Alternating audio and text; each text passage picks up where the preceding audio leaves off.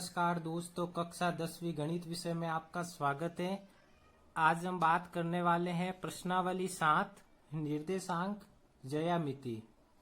तो हम बात करेंगे 2D मतलब द्विविमीय ज्यामिति। एक्स वाई अक्ष पर बिंदुओं का प्रयोग किस प्रकार करते हैं। तो मैं आपको कुछ बेसिक्स चीजें समझाता हूँ। तो यदि हमने यहाँ पर एक रेखा खींच दी और यहाँ पर भी एक रेखा खींच दी, जिसे कहा जाता है,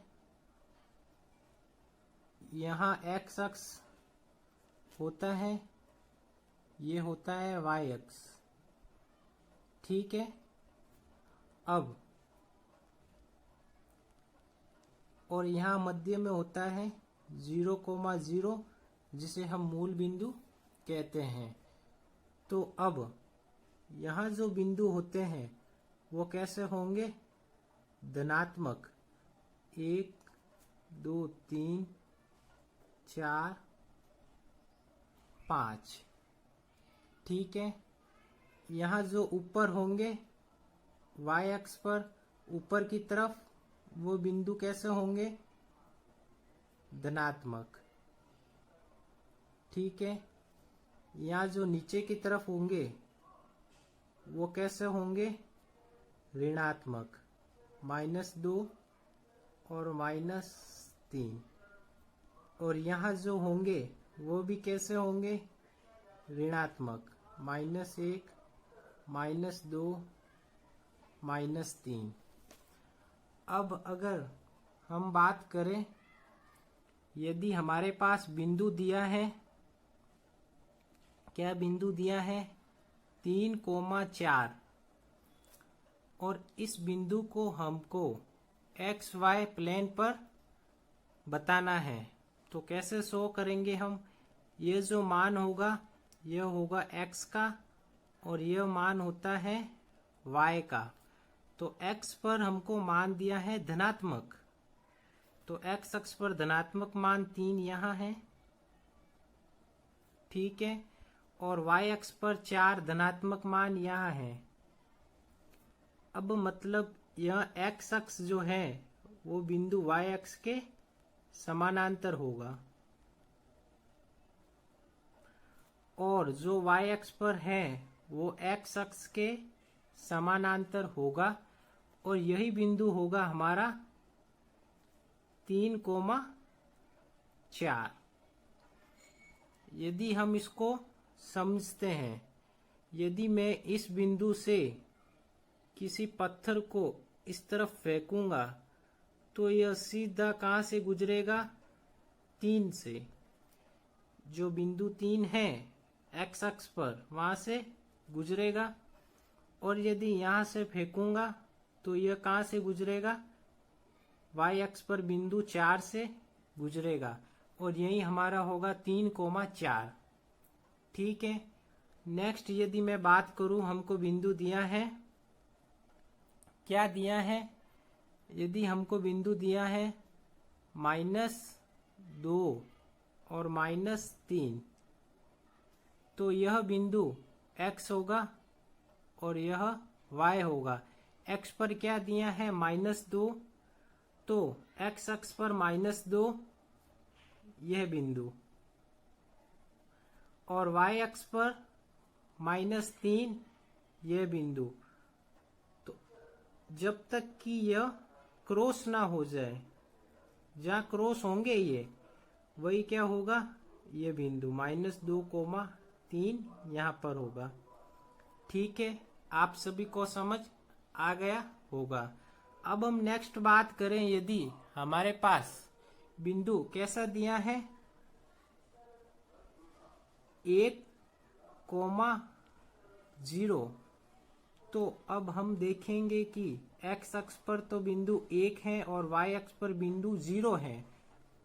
तो इसका मतलब यह हमेशा जो बिंदु होगा वो x अक्ष पर ही होगा, y पर 0 होगा। तो x अक्ष पर ही होगा, तो x पर 1 ये रहा, तो यह पूरा जो बिंदु होगा ये किस पर होगा? x अक्ष पर। नेक्स्ट यदि हमको दिया है 0,1, तो यह x पर कितना मान दिया है 1 0 और y पर दिया है 1, तो मतलब यह बिंदु y अक्ष पर ही होगा। y पर 1 या धनात्मक, तो y पर ही होगा। ठीक है। नेक्स्ट,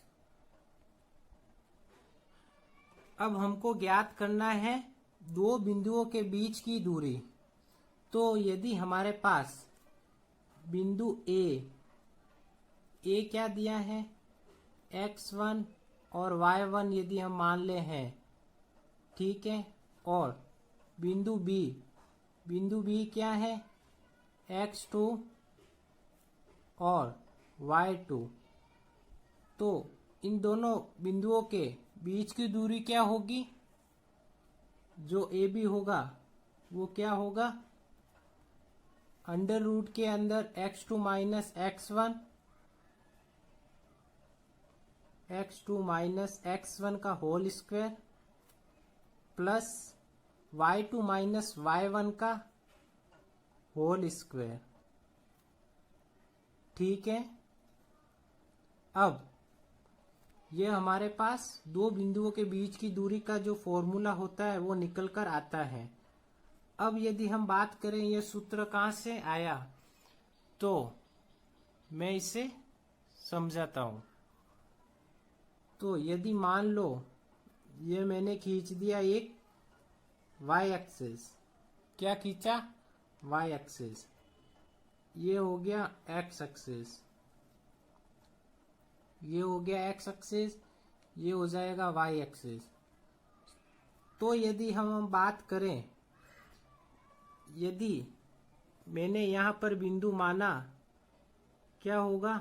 a बिंदु यहाँ माना, यहाँ पर बिंदु लिया है a, यहाँ है a x1 y1, और यहाँ लिया मैंने बिंदु b जो कि क्या है x2 y2। ठीक है। अब हम यह देखेंगे कि हमको ये जो दो बिंदु हैं इनके बीच की दूरी ज्ञात करनी है। तो ये क्या हो जाएगा? ये जो बिंदु होगा ये होगा y2, क्या होगा? y2, और यह बिंदु क्या हो जाएगा? y1। ठीक है। अब और यह जो बिंदु है कहाँ पर? यहाँ पर जो बिंदु होगा वो होगा x1। ठीक है। और यह हो जाएगा x2। तो यदि मैं यहाँ पर एक इसके समानांतर लाइन खींच दूं, तो यहाँ x2 है, ये x1 है, तो यह बिंदु क्या है? क्या हो जाएगा? x2 minus x1। क्या हो जाएगा? x2 minus x1। तो यह x2 माइनस x1 कौन सा है? यह रेखा, क्योंकि यहाँ पर x1 था, यहाँ x2 था, ये क्या हो जाएगी? x2 minus x1। तो यह जो हमने पैरेलल लाइन खींची है समानांतर, ये भी क्या हो जाएगी? x2 minus x1। ठीक है। तो यह x2 माइनस x1 हो गई, तो ये भी क्या हो जाएगी? यहाँ पर y2 माइनस y1, ये वाली। अब हमको दिया है, यह क्या हो जाएगी? यहाँ लिख देता हूं y2 माइनस y1, ये y2 और ये y1, तो y2 माइनस y1। अब हम यह बिंदु ले लेते हैं C। अब हमको ज्ञात करना है यह बिंदु यहाँ पर। तो इसके लिए हमारे पास एक प्रमेय है जिसको हम बोलते हैं पाइथागोरस प्रमेय। क्या बोला जाता है? पाइथागोरस प्रमेय। अब हमको यहाँ बनेगा 90 डिग्री का एंगल बन रहा है, ठीक है, तो अब हमको ज्ञात करना है कर्ण का मान। तो कर्ण स्क्वायर बराबर होता है आधार